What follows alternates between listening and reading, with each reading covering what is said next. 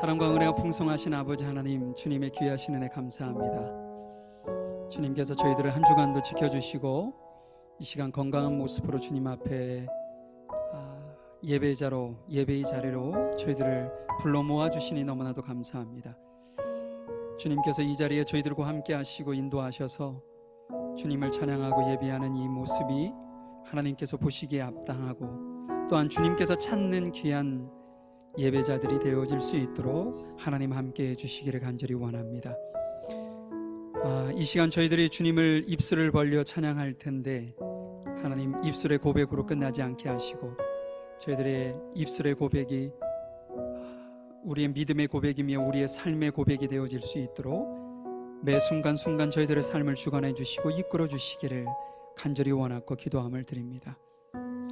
하나님, 여러 가지 상황과 어려움 속에 처해 있는 우리 귀한 성도들 한 가정 한 가정을 기억해 주시고 그들의 삶 속에서 주님께서 아름답게 역사하셔서 귀한 열매로 맺혀지게 하시며 힘들고 어려운 그 상황이 주님 잘 이겨나가고 승리할 수 있도록 늘 주님께서 지혜를 주시고 은혜를 허락해 주시기를 간절히 원하고 기도합니다. 이 시간 이곳에 주님이 저희들과 함께 하시고 영광 받으시기를 간절히 소망드리며 사랑 많으신 예수님의 이름으로 기도하였습니다. 아멘. 우리 사도신경으로 우리의 신앙을 고백하시고요. 오늘은 유원희 집사님께서 저희들을 대표해서 기도 인도해 주시도록 하겠습니다.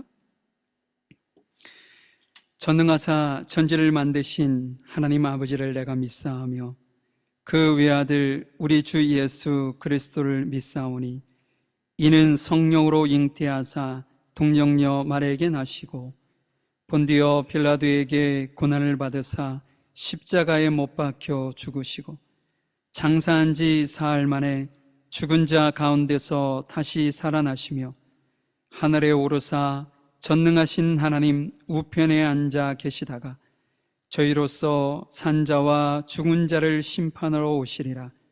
성령을 믿사오며 거룩한 공예와 성도가 서로 교통하는 것과 죄를 사하여 주시는 것과 몸이 다시 사는 것과 영원히 사는 것을 믿사옵나이다. 아멘. 나의 반석이시오 우리의 구원이신 하나님, 모든 지각에 뛰어난 하나님의 평강이 그리스도 예수 안에서 우리의 마음과 생각을 지키심을 믿고 감사와 영광을 돌립니다. 주님, 성령 안에서 하루하루의 죄를 회개하며 영적 무장을 이루게 하옵소서. 여러 가지 사건과 사고를 통해 하나님의 법을 배우며 다른 사람의 마음을 깨닫게 하옵소서. 저희에게 위로를 주시고 우리와 함께 하여 주시옵소서. 최근 뉴질랜드와 터키 등 자연재해로 고통받는 사람들이 세상에 많이 있습니다. 물질적인 피해뿐만 아니라 정서적, 영적으로 고통받는 사람들이 위로받을 수 있도록 은혜 내려주시고 우리 그리스도인이 각자의 자리에서 더욱 사랑을 베풀고 살 수 있는 마음 또한 주시옵소서. 우리가 어떠한 상황에 처해 있든지 주님을 의지하고 말씀을 붙잡고 소망을 가슴에 품으며 살아갈 수 있도록 인도하여 주시옵소서. 특별히 주님의 보혈 위에 세워주신 물가의 신교훈 교회를 위해 기도합니다. 주님의 말씀을 전하시는 오광년 목사님을 축복하여 주시옵고 교회를 위해 봉사하는 그 모든 손길들에 은혜 내려주시길 간절히 바라오며 오늘의 기도 우리 주 예수 그리스도 이름으로 감사하며 기도드립니다. 아멘.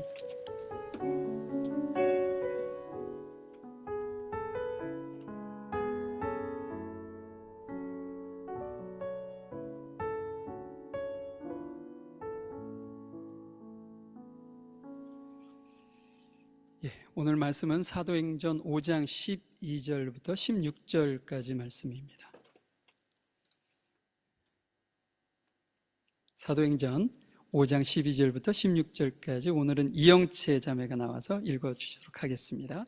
사도들의 손을 통하여 민간의 표적과 기사가 많이 일어나매 믿는 사람이 다 마음을 같이하여 솔로몬 행각에 모이고 그 나머지는 감히 그들과 상종하는 사람이 없으나 백성이 칭송하더라. 믿고 주께로 나오는 자가 더 많으니 남녀의 큰 무리더라. 심지어 병든 사람을 메고 거리에 나가 침대와 요 위에 누이고 베드로가 지날 때에 혹 그의 그림자라도 누구에게 덮일까 바라고 예루살렘 부근에 수많은 사람들도 모여 병든 사람과 더러운 귀신에게 괴로움 받는 사람을 데리고 와서 다 나음을 얻으니라. 감사합니다. 우리 옆에 계신 분들하고 좀 인사 좀 하실까요? 잘 오셨습니다. 행복하셨습니까? 예.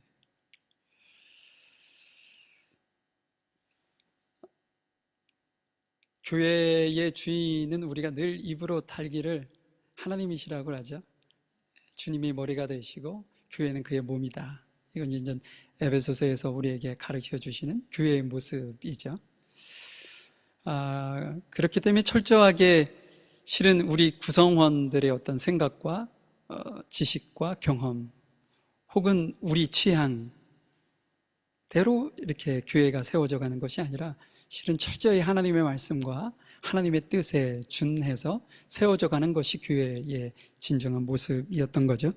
지난주에 우리가 살펴보았던 것이 탐욕에 유혹되어서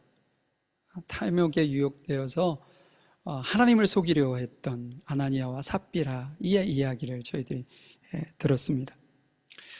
실은 여러분 지난주에도 잠깐 제가 말씀을 드렸지만 교회의 본질은요, 아나니아와 삽비라가 어디에 포인트를 잡았어요? 물질에 잡았잖아요. 그러니까 헌금을 많이 하고 헌금을 적게 하고의 교회의 본질이 있지 않습니다. 교회는요, 몇만 명이 모이고 몇십만 명이 모이고 그렇게 많이 모이고 적게 모이고 거기에 또한 교회의 본질이 있는 것 또한 아닙니다. 하나님의 교회인 교회의 본질은 뭐냐? 거룩함과 진리의 말씀 안에 있다는 거죠. 그래서 교회는요, 거룩함을 유지해야 돼요. 이 거룩이라는 게 구별 아닙니까? 우리가 세상과 구별된 삶을 사는 것이 교회 공동체예요.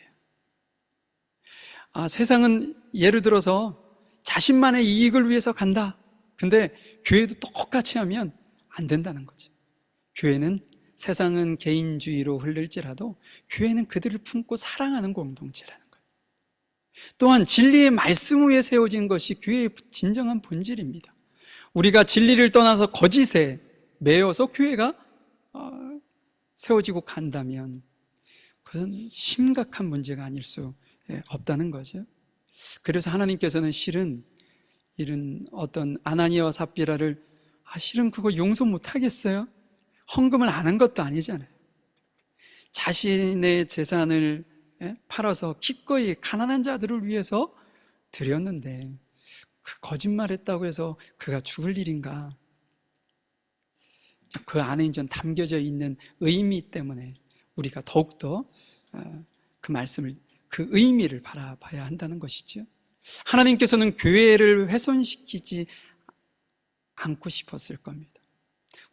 거룩함과 사단의 유혹으로부터 교회를 지키고 싶었을 거예요. 그러한 측면으로 여러분들이 이해하시면 될 것 같습니다. 지난주에는 제가 일단 말씀을 드렸는데요. 그래서 일단은 사도들이 그런 어떤 시험으로부터 모든 게 잘 이렇게 수습이 된 것 같아요, 겉으로는. 그 후에 어떤 일이 벌어졌는지 오늘 짧은 말씀을 통해서 하나님께서 우리에게 이 말씀을 통해 무엇을 말씀하실까 한번 좀 고민해 보았으면 좋겠어요. 실은 저는 엄청 고민이 되더라고요. 이 다음 본문을 가지고 무슨 설교를 하지? 기적을 행하자, 능력을 행하자. 근데 그것과 지금 상황이 조금 맥을 같이 하기가 좀 어렵잖아요, 적용하기가. 그래서 여기를 스킵하고 그 뒤쪽으로 가려고 고민도 많이 했는데 26절까지 설교를 하자. 그러면 그 내용 중에서 내가 할 얘기가 있지 않겠나, 저는 이렇게 생각을 했는데 결국은 이 16절까지 말씀으로 잘랐어요. 왜냐? 이 말씀이 제게 너무 큰 은혜를 주었어요. 여러분들과 제가 이 말씀 속에서 어떠한 말씀을 내게 하셨는지 여러분들과 지금부터 잠시 부족하나마 한번 나눠 보도록 하겠습니다. 12절 말씀부터 한번 보도록 하죠. 사도들은 백성들 사이에서 많은 표적과 기적을 행했습니다. 믿는 사람들이 솔로몬 행각에 자주 모였습니다. 그들은 백성들에게서 칭찬을 받았습니다. 하지만 사람들은 감히 믿는 사람들의 모임에 끼어들지 못했습니다. 그런 상황 속에서 사도들이, 이제 베드로를 중심한 제자들이 복음을 전하는 일에 전념을 했던 것 같아요. 그런데 놀라운 일들이 벌어지고 있어요. 제자들은 복음만 전했는데 오늘 본문에 보니까 어떤 일이 벌어졌냐면, 복음을 전하는 그 현장에 인간의 능력으로는 불가능한 그러한 놀라운 기적과 표적들이 나타났다는 거예요. 이 말은 무슨 얘기냐면, 사도들이 역사하는, 복음을 전하는 그 현장에 하나님께서 아주 적극적으로 그곳에 관여하고 계신다. 그것을 실은 하나님께서 이끌어가고 계신다. 이런 의미로 여러분들이 이해하시면 좋을 것 같아요. 그런데 이 안에 어떤 일이 벌어지고 있냐면요, 동일한 복음을 듣고 동일한 하나님께서 역사하시는 기적과 표적을 보았음에도 불구하고 두 부류의 다른 부류가 나타납니다. 첫 번째는 어떤 부류냐면, 제자들을 칭찬하고 또한 그들을 적극적으로 지지하는 무리가 있는 반면에, 제자들을 비방하고 또한 표적과 기적을 보았음에도 불구하고 의도적으로 그것을 회피하고 적극적으로 사도들이 복음을 전한 것을 방해하는 사람들이 나타났습니다. 이런 상황 속에서 어떤 일이 벌어지고 있는지 한번 보도록 하죠. 14절입니다. 이런 중에도 주님을 믿는 사람들은 점점 더 많아졌습니다. 그리하여 남자나 여자나 믿는 사람의 수가 크게 늘어났습니다. 인구는 얼마나 몇 명이 늘어났는지는 모르겠어요. 그 앞에서는 3,000명, 5,000명이라는 숫자를 내주었지만 여기서는 그런 의미를 쓰지 아니하고 예수님을 믿는 수가 남자, 여자가 많이 크게 늘어났다, 이렇게 얘기를 하고 있어요. 여러분, 그런 상황 속에서 제자들과 초대교회 교인들은 어땠을까요? 마음이 흥분되지 않았을까요? 나가서 복음만 전하면 3,000명, 5,000명이 회개하고 주님을 믿겠다고 와요. 도전하고 와요. 도저히 교회에서 수용할 수 없어서 각 가정으로 막 분산해서 예배를 드려야 되는 그러한 상황이 초대교회에 벌어졌단 말이죠. 그러니까 제자들과 초대교회 교인들이 얼마나 흥분했겠어요. 입장을 바꿔놔도 우리도 그렇게 생각이 들겠죠. 그래서 그들은 그렇게 생각했는지 모르겠어요. 예수님이 억울하게 십자가에 피 흘려 죽으셨지만 이제 다시 예수님이 부활하시고 다시 모든 것의 답은 예수다, 이런 어떤 구도가 형성된 것처럼 그들은 생각했을 거예요. 그래서 큰 위로가 되었을 것이고 용기가 이렇게 힘을 얻게 되는 기회가 되지 않았을까 싶습니다. 근데 사람들이 그렇게 막 밀려오는데요, 거기에는 몸이 건강한 사람만 있지 않았다는 거예요. 어떤 사람들도 있었는지 한번 보죠. 15절입니다. 그러자 사람들은 베드로가 지나갈 때면 병자들을 길가에 데려다 나와 침대나 자리에 눕혀 놓고 베드로의 그림자라도 그들에게 덮이기를 바랬습니다. 여러분, 이게 상상이 가시나요? 엄청난 무리들이 제자들이 있는 곳으로 왔어요. 근데 실은 예를 들어서 큰 경기장처럼 관중들은 의자에 쫙 앉히고 그 중앙에 제자들과 혹은 주인공이 그곳에 딱 서 있다면 한 바퀴 뺑 둘러만 보아도 사람들이 다 보일 수 있는 상황이잖아요. 그런데 지금은 그런 상황이 아니라는 거죠. 그냥 이렇게 평평한 그런 곳에서 12명의 제자들이 이렇게 이동을 했을 거예요. 근데 너도 나도 베드로를 만나고 싶고 베드로에게 무엇인가 얘기하고 부탁하고 싶고 막 이런 일들이 벌어지지 않았겠어요? 그래서 사람들이 그들이 있는 곳으로 막 운집해서 모였을 거라고요.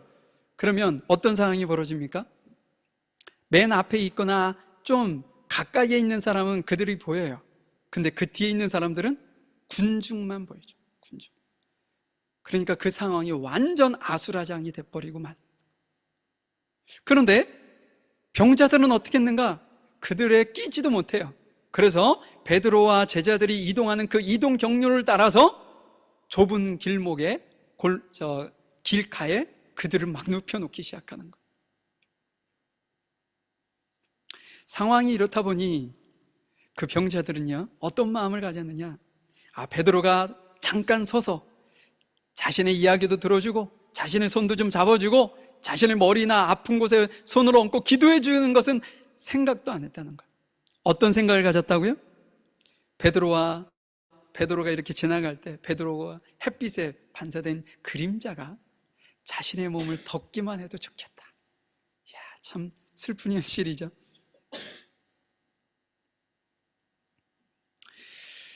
여러분, 저는 여기에서 생각이 딱 멈췄어요. 그래서 오늘 본문을 가지고 여러분들과 말씀을 나누려 하는 겁니다. 그들이 베드로를 보면서 베드로의 그림자가 내 위에 그냥 이렇게 덮이게만 했어도 좋겠다. 그들의 그 고백 속에 무엇이 담겨져 있는지를 해보게 되었어요. 예전에 이런 일이 있었거든요, 실은. 자, 그때로 한번 가보도록 하죠. 사도행전 3장 12절 말씀입니다.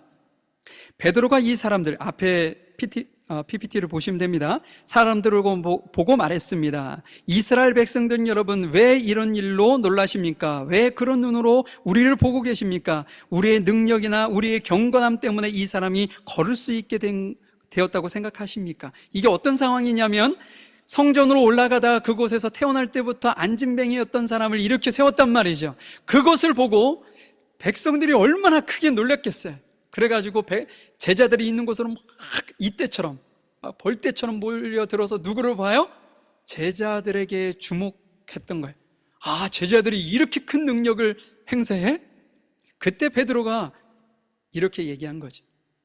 나의 경건함과 나의 어떤 능력으로 이렇게 된 것이 아니다.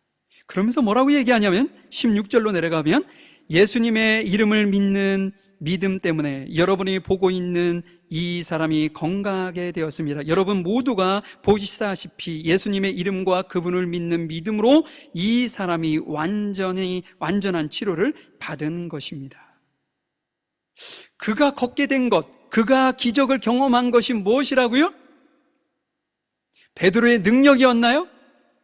베드로의 경건함 때문이었나요? 그게 아니라 그가 예수님을 믿는 그 믿음이 그 안에 있었기 때문에 이런 일이 일어난 것이다 라고 지금 베드로가 그들에게 수정해 주는 거죠. 수정해 주는 거죠.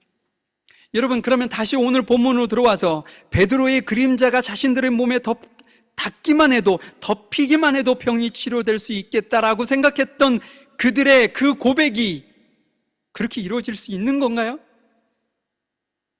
하나님이 하신다면 그렇게 가능하죠. 그런데 이론상으로는 아니라는 거죠. 베드로의 이 고백의 기준을 둔다면 그것은 아니라는 거예요. 하나님이 치료해 주시지 않으면 그 누구도 베드로가 아니라 바울이오하고 그 더 큰 위대한 인물이 그들 병자들에게 기도를 한다 해도 아무런 능력이 나타나지 않는다는 거예요. 그러면 지금 이게 어떤 상황을 보여주는 거냐? 안타깝게도요, 그들은요 베드로나 제자들을 바라보면서, 그들이 행하는 이적과 표적을 바라보면서 잘못된 신념을 갖게 된 거예요. 베드로와 제자들이 이러한 능력이 있구나, 그들의 경건함으로 자신의 질병을 고쳐줄 수 있겠구나 라고 그들은 믿고 확신했다는 거죠. 그것은 잘못된 신념이고 잘못된 믿음이었다라는 것을 우리에게 지금 말씀해 줍니다. 16절로 다시 한번 가보죠. 오늘 본문 16절에 보면, 예루살렘 주변의 여러 마을에서도 사람들이 몰려들었습니다. 그들은 병자와 악한 귀신에게 시달리는 사람들을 메워왔으며 그들은 모두 어떻게 됐대요? 고침을 받았습니다. 여러분, 뜻밖의 상황이 아닌가요? 저는 이 두 절에서 딱 멈춰섰어요. 그래서 오늘 이 말씀을 우리 함께 나눠야 되겠구나 라는 생각을 갖게 된 것입니다. 여러분들의 느낌이, 오 목사가 이제부터 본론을 얘기하려고 하는 거야? 라고 하는 두려움이 생기겠지만 그렇지는 않습니다. 제가 이야기하려고 하는 것은 상당 부분 이야기가 벌써 나왔어요. 여러분들이 눈치채셨는지는 모르겠지만 말이죠. 여러분, 뜻밖의 상황이 벌어졌어요. 잘못된 믿음을 가졌던 그들, 예수님이 치유해 주시고 뭐라고 늘 칭찬하셨냐면 너의 믿음이 너를 구원했다. 병이 고쳐졌음에도 불구하고 하나님께서는 항상 병에 집중하지 아니하시고 뭐에 집중했어요? 그의 영혼에 집중하셨어요. 그래서 내 죄가 용서받았다, 내가 구원받았다 라는 표현을 쓰셨다고요. 지금 이들에게는 믿음이 없습니다. 잘못된 신념과 잘못된 믿음을 가지고 있다고요. 그런데 예수님께서 그들을 어떻게 해요? 치료해 주셨다고요. 저는 이것에 이상함을 느꼈다는 겁니다. 여러분들이 이상하지 않으세요? 하나님께서는 왜 그렇게 하셨을까? 그들이 처해 있는 것이 너무나도 불쌍해서 그들을 회복시켜 주셨을까? 그것이 아닙니다. 하나님께서는 이 안에 아주 큰 계획이 있고 이것은 큰 그림 중에 아주 일부분인 시작점일 뿐이기 때문에 그렇다는 거죠. 혹은 여러분들이 그 뒤의 내용을 쭉 읽으셨다면 이게 무슨 의미야? 라는 것을 짐작하셨는지도 모르겠어요. 그런데 오늘 제가 이 부분만 여러분들에게 얘기했기 때문에 아직까지는 아리송하실 수도 있을 겁니다. 제가 이 말씀을 설명하기 위해서 구약의 아브라함의 아들 이삭의 삶을 잠깐 동안 여러분들에게 설명을 해보려고 해요. 창세기 26장 1절 2절에 이렇게 되어 있습니다. 아브라함 때문에 있었던 것과 같은 기근이 또다시 찾아왔습니다. 그래서 이삭은 그랄 마을의 블레셋 왕 아비멜렉을 찾아갔습니다. 그때 여호와께서 이삭에게 나타나셔서 말씀하셨습니다. 이집트로 내려가지 말고 내가 너에게 일러주는 땅에서 살아라. 아브라함 때도 그 기근이 있어서 아브라함이 어디로 갔죠? 애굽으로 내려갔잖아요. 근데 그의 아들 이삭 때에도 또 그때처럼 아주 큰 기근이 발생하게 되었어요. 그래서 이삭은요, 먹을 것이 풍성한 애굽으로 내려갈 마음을 가졌던 것 같아요. 그런데 어느 날 하나님께서 그에게 나타나셔서 애굽으로 가지 말고 내가 너에게 지시한 땅, 약속의 땅 가나안으로 갈 것을 그에게 지시합니다. 그런데 이삭은 무슨 생각을 가졌는지 모르겠어요. 가나안 땅으로도 가지 않고 애굽으로도 가지 않았어요. 그는 블레셋 나라인 그랄 마을에, 그랄 땅에 그냥 정착하게 됩니다. 그때 블레셋 나라의 그 왕은 누구였냐면 아비멜렉이었어요. 아비멜렉이 이삭에게 아주 친절하게 호의를 베풀었습니다. 그래서 그가 그곳에서 살 수 있도록 모든 것을 다 배려해 줬어요. 그러니까 이삭도 블레셋 나라에서 사는 것이 그렇게 불편하지 않고 기근이지만 굶주리지 않았던 거죠. 그래서 그곳에서 이 이삭은 계속해서 살게 됩니다. 그리고 어느 날은 이삭이 한 해에 100배의 결실을 맺게 돼요. 그래서 그는 성경이 뭐라고 얘기하냐면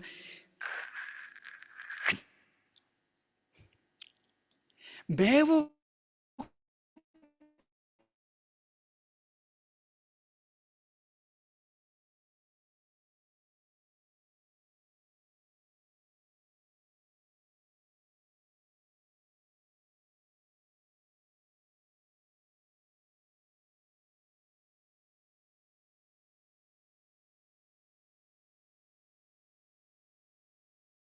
시겠어요.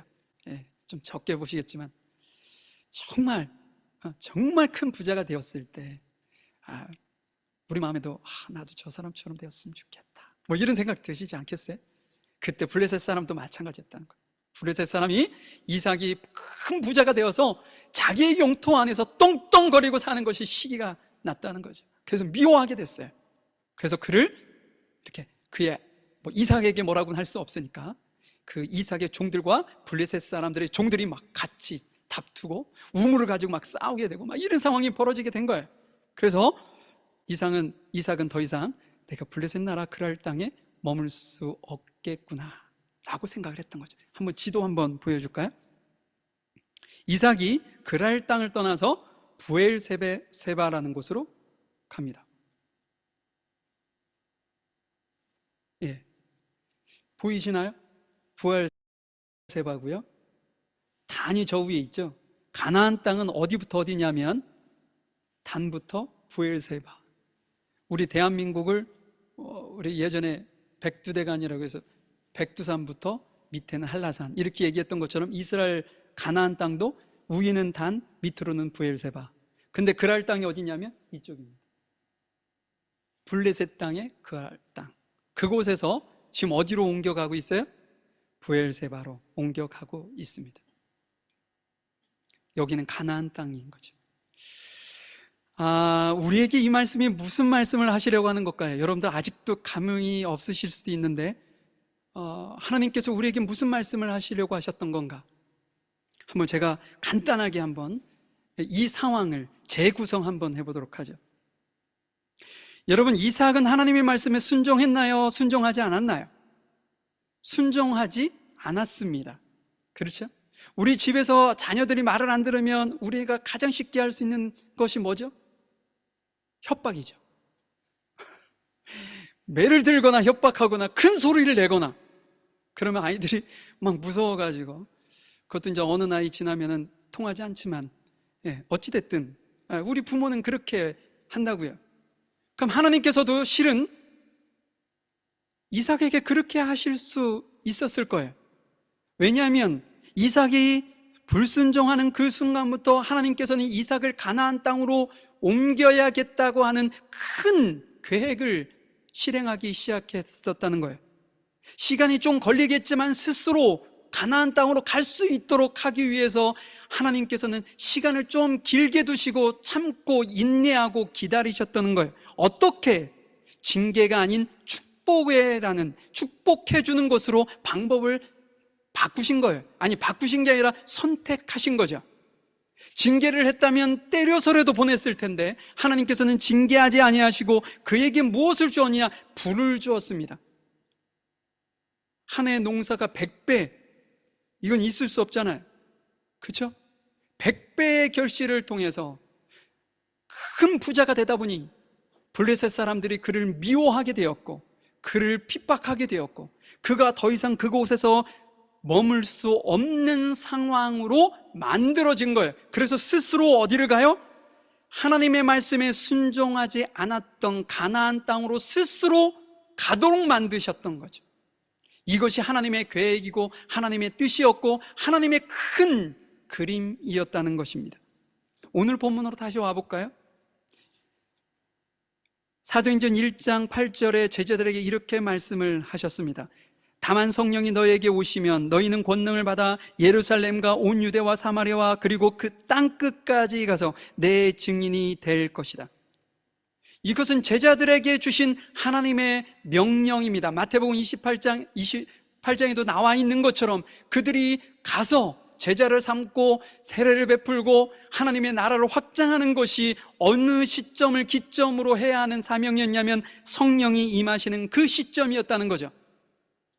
성령은 언제 임했나요? 지금 우리가 5장인데 1장에 벌써 그 말씀을 하셨고 2장의 예언이 성취되었습니다. 3장, 4장, 5장, 3장의 시간이 지났어요. 여러분, 지금 제자들이 아니면 초대교회 성도들이 하나님의 이 말씀에 순종하였다면 어떻게 해야 되나요? 예루살렘을 떠나 온 유대와 사마리아와 땅끝까지 이르러 하나님의 복음을 전하는 증인의 삶을 그들이 살았어야 한다는 거죠. 그런데 제자들은 순종하지 아니하고 예루살렘에 그냥 머물러 있었다는 거죠. 이번에도 하나님께서는 큰 그림으로 그들이 스스로 예루살렘을 떠나 하나님의 복음을 증거하는 자로 살아가기를 후자를 선택하셨습니다. 그래서 어떻게 취하셨냐? 초대교회를 부흥케 하셨어요. 그래서 한 번 설교하면 3,000명이 오고 5,000명이 오고, 오늘은 어때요? 남녀노소가 많은 사람이 예수님을 믿겠다고 찾아오도록 부흥케 하셨다는 거예요. 그리고 서로 한마음이 되게 하셨습니다. 그리고 가진 사람들이 없는 사람들에게 자신의 재물과 재능과 시간을 나누어 줄 수 있는 마음을 갖게 하셨어요.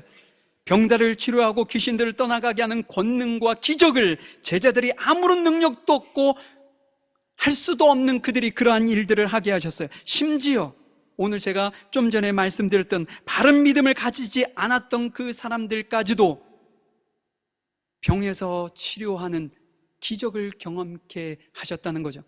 하나님께서 왜 그렇게 하셨을까? 왜 초대교회 교인들에게 이러한 큰 부흥을, 실은 맨 마지막 것은 이치에 맞지도 않는 그런 것까지 해서 그들을 치료하시고 회복하셔서 부흥케 하셨을까?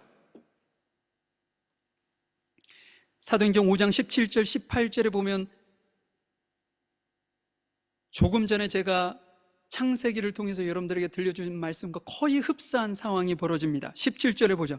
대제사장들과 사두개파에 속한 그의 모든 동료들은 사도들을 향해 시기심이 가득하였습니다.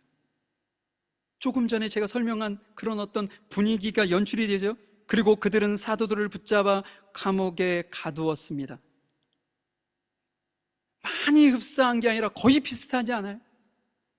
하나님께서 선택을 그렇게 하셨고, 하신 끝에쯤 이제 시간이 되어서 이제는 실행에 옮겨야 되는 상황이 벌어지는 그 시점에 블레셋인들이 이삭을 시기한 것처럼 종교 지도자들이 초대교회 교인들을 비롯한 사도들을 시기하는 마음이 생기게 되었어요. 그리고 심지어는 그들을 붙잡아 감옥에 가두는 상황이 벌어지게 되었습니다. 예루살렘은 큰 핍박이 곧 올 거예요. 우리가 살펴보지는 않았지만 야고보가 죽었습니다. 스데반이 죽게 됩니다. 성도들은 큰 핍박을 피해 예루살렘을 떠나기 시작할 거예요. 좀 있으면. 그리고 결국은 사마리아와 땅끝에 흩어져 주의 복음을 전하고 그곳에서 교회를 세우고 하나님의 나라와 의를 세우는 귀한 씨앗이 그들이 될 것입니다. 결국 하나님의 뜻대로 되었어요. 이삭처럼 큰 부자가 된다고, 초대교회처럼 큰 부흥을 한다고 하나님의 말씀에 순종한 결과라고 생각하시면 안 됩니다. 이건요, 우리 기독교 안에도 들어와 있는 실용주의 사고방식이에요. 복음과는 전혀 다른 개념입니다. 실용주의라는 것이 뭐예요? 결과가 좋으면 과정도 좋다, 결과가 나쁘면 과정도 나쁘다 평가하는 게 실용주의 아닙니까? 실용주의는 결과만을 보는 거예요. 기독교는 결과만을 보지 않습니다. 여러분, 기독교는 과정을 보는 거예요. 하나님께서 왜 그렇게 하셨지?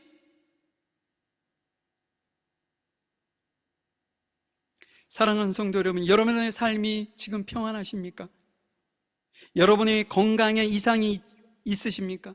여러분의 사업이 잘 되십니까? 직장에서 인정받고 평안하십니까? 여러분이 원하는 대학에 들어가셨습니까? 여러분들이 원하는 직장에 들어가셨습니까? 왜 하나님께서 여러분의 삶을 그 상황에 두셨을까요, 여러분? 하나님께서는 그 당시에 이스라엘의 이삭이라는 큰 거인에게만 하나님께서 포커스를 맞추고 그의 삶을 주관했던 것이 아닙니다. 초대교회 교인들만 그렇게 했던 것이 아니에요. 21세기를 살아가고 있는 저나 여러분에게도 하나님께서는 동일한 관점에서 동일한 시각으로 여러분들을 바라보고 계신다는 거예요. 그렇기 때문에 지금 여러분들이 놓여있는 상황이 힘들든 평안하든 아프든 건강하든 그것과 상관없이 하나님께서는 여러분들을 향한 큰 그림의 지금 시작일 수도 있고 중간일 수도 있고 거의 결론쯤 와 있을 수도 있다는 거죠. 그렇기 때문에 우리가 우리의 상황을 볼 때요, 어떻게 하셔야냐면 우리의 재물에 집중하시면 안 됩니다.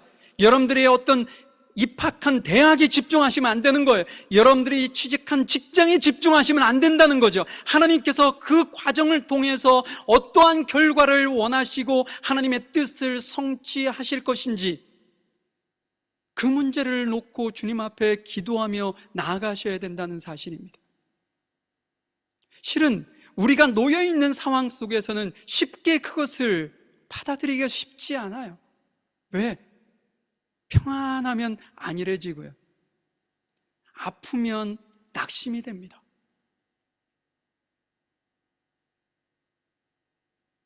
사랑하는 성도 여러분, 여러분에게 아픔을 허락하신 것도 하나님이십니다.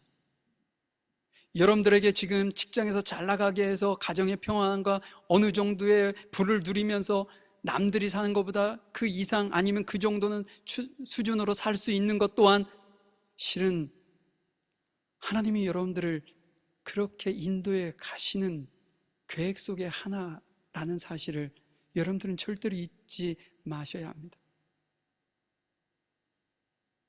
우리가 그런 믿음과 그런 마음으로 하나님께서 내 삶의 최종 목적지를 어떻게 잡으시고 지금 이 과정에서 내게 어떤 것을 요구하시고 곧 어떤 일이 있을 것인지를 진지하게 고민할 때, 그리고 내 삶을 주님 앞에 내려놓을 때 하나님의 뜻으로 우리의 삶이 인도되어져 간다는 고백을 우리가 할 수 있다는 것이죠. 여러분들의 삶 속에 놀라운 이삭과 아니면 초대교회 교인들의 삶 속에서 주님께서 주셨던 그런 놀라운 축복이 여러분들의 삶 속에 동일하게 이루어져 가며 여러분들의 삶을 통해 하나님께서 그리시는 놀라운 크고 명확한 하나님의 계획하심이 여러분들의 삶 속에 온전히 이루어지기를 간절히 소망해 봅니다. 우리 잠시 주님 앞에 기도할까요? 여러분 눈을 감으시고, 제가 두서없이 정말 너무나도 소중한 말씀을 제가 여러분들에게 여러분들이 쏙 이해되도록 전달하지 못했는지도 모르겠어요. 근데 오늘 본문이 여러분들에게 주는 정확한 메시지를 여러분들이 깨닫고 가실 수 있기를 바랍니다. 내가 지금까지 사는 이 상황 속에서 내 삶이 잘 되고 내 직장이 잘 되고 내가 많은 사람들에게 인정받고 내가 원하는 대학을 가고 내가 원하는 직장에 들어가고 내가 웬만큼 살고 내가 하는 사업들이 잘 되고 내 자녀들도 그냥 건강하고 나도 건강하고, 이것이 내가 내 삶의 플랜을 잘 짜서 순간순간 살얼음판을 걷는 것처럼 내가 조심조심 와서 이쯤 내가 한 거야 라는 착각에 사로잡혀 있지는 않은지 이 시간 주님 앞에 우리 자신을 좀 점검받으실 수 있기를 바랍니다. 내가 이 시간 숨을 쉬고 있는 것 또한 주께 감사하는 마음으로, 하나님께서 허락하시지 않으면 하늘에 나는 새 한 마리도 떨어지지 않을 거라 말씀하셨던 그 주님의 말씀을 내 삶에 적용해서, 주님, 제가 주님만을 오로지 의지하고 주님의 선하신 뜻을 쫓아 내 삶에서 하나님의 뜻이 이루어지기를 소망합니다. 이런 심정으로 잠시 이 시간 묵상하듯 조용하게 주님 앞에 잠시 기도하도록 하겠습니다. 아버지, 주님, 저희들 인도하시는 아버지, 저희가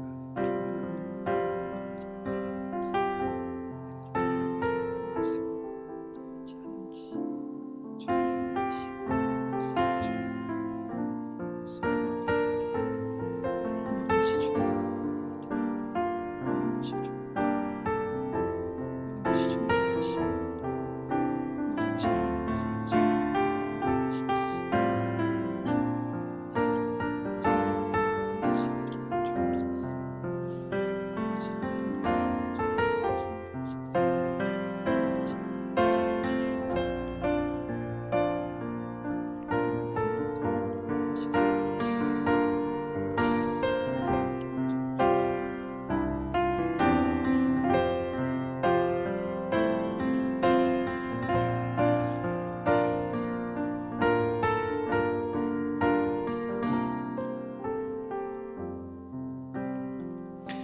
하나님 감사합니다. 저희가 하나님의 귀하신 뜻을 단번에 깨닫고 그 말씀에 순종하며 가면 참 좋겠는데, 어느 때는 조금 하나님께서 사인을 주셔야만 깨닫고, 혹은 주님께서 사인을 주심에도 불구하고 그것을 깨닫지 못하고 갈 때도 있고, 심지어는 내 삶의 주인을 내 자신으로 삼고 모든 것의 모든 영광을 자신의 것으로 생각하고 그렇게 살아갈 때도 있음을 이 시간 주님께 고백합니다. 하나님, 무지한 저희들을 용서해 주시고 모든 것이 주님의 은혜이고 모든 것이 감사의 조건이고, 내가 지금 이 순간 아픔과 질병의 자리에 있을지라도 내가 질병에 내가 왜 아프지?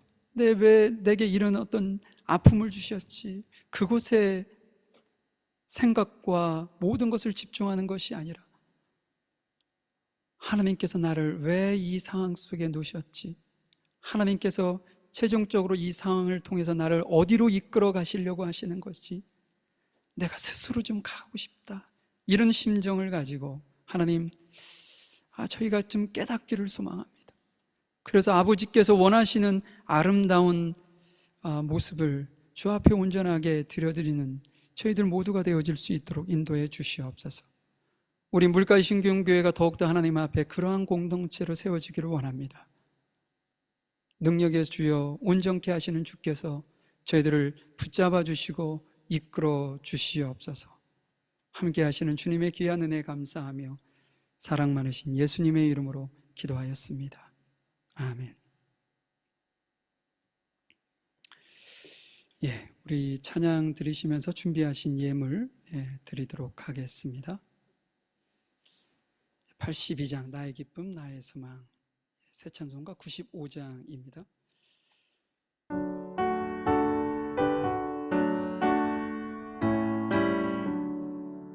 나의 기쁨 나의 소망 되시며 나의 생명이 되신 주, 밤낮 불러서 찬송을 드려도 늘 하신 마음 뿐일세.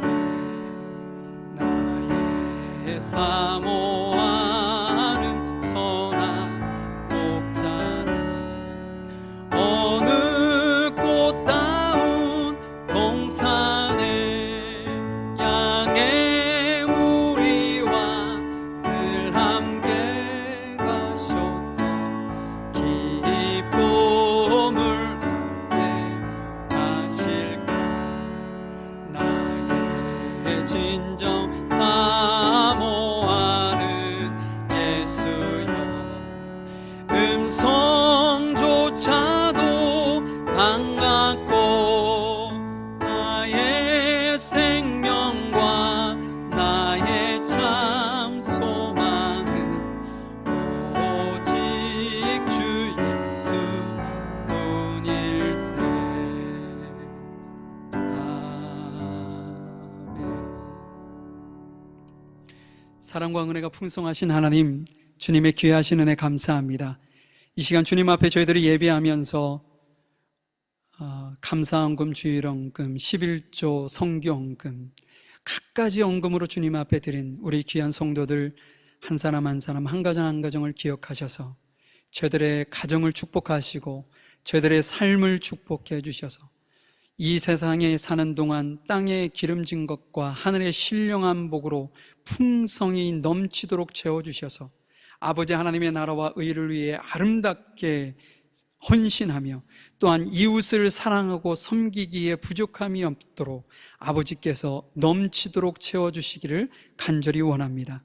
또한 이 예물이 사용되어지는 곳곳마다 놀라운 생명을 살리는 귀한 예물이 되어질 수 있도록 도와주시고 30배, 60배, 100배의 결실을 행할 수 있도록 하나님께서 아름답게 이끌어 주시옵소서. 지금은 우리 주 예수 그리스도의 크신 은혜와 아버지 하나님의 무한하신 사랑하심과 성령님의 인도하시고 내주하시고 교통하심이 하나님의 뜻으로 인도되어지는 삶을 살기를 원하는 우리 귀한 성도들 머리 위에와 이들의 가정과 사업장 일터 위에 지금부터 영원히 함께 하시기를 간절히 축원하옵나이다. 아멘.